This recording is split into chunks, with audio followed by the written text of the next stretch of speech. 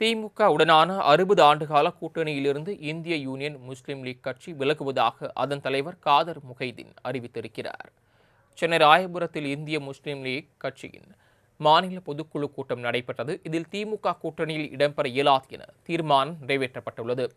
இதுகுறித்து அக்கட்சியின் தலைவர் காதர் முகைதீன் செய்தியாளர்களை சந்தித்தார். அப்போது பேசிய அவர், முதலமைச்சர் விஜய் தலைமையிலான அமைச்சரவையில் அங்கம் வகிக்கும் நாங்கள் எதிர்பார்க்காத ஒன்றை தாவேகா எங்களுக்கு கொடுத்துள்ளதாகவும், தாவேகாவின் நல்லாட்சி தொடர வேண்டுமென மக்கள் விரும்புவதாகவும் கூறியுள்ளார். எந்த நிபந்தனை இல்லாத ஆதரவை கொடுத்திருந்தாலும் பெருமனது பண்ணி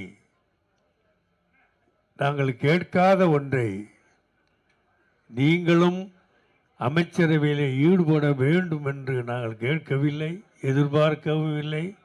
அதே நேரத்தில் ஷாஜகான் அவர்களை மந்திரி சபையில் இடம்பெற வேண்டும் என்ற ஒரு தீர்மானத்தை முடிவு செய்து நாங்கள் அறிவித்தோம். அந்த அடிப்படையில் இப்பொழுது தமிழக வெற்றி கழக அரசு தமிழகத்தை ஆண்டு கொண்டிருக்கிறது. இது நல்லாட்சி தொடர்கிறது என்று எல்லோரும் சொல்லுகிறார்கள். இந்த நல்லாட்சி தொடர வேண்டும் என்று நாமும் விரும்புகிறோம், மக்களும் விரும்புகிறார்கள்.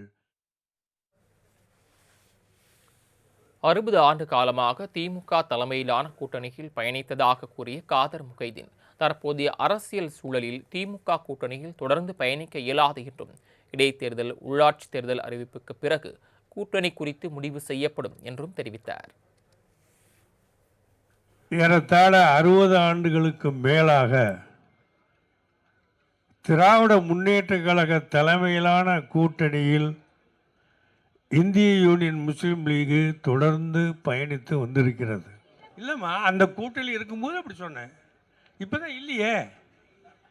அந்த கூட்டணி இருக்கும்போது தான் நான் சொன்னேன், அப்போதான் சொல்றேன். இப்போ தமிழக வெற்றி கழக கூட்டணியில் இன்று இருக்கிறோம், நாளை இருப்போம், தொடர்ந்து இருப்போம்னு சொல்றேன். ஏன்னா அந்த கூட்டணி இருக்கிறதுனால.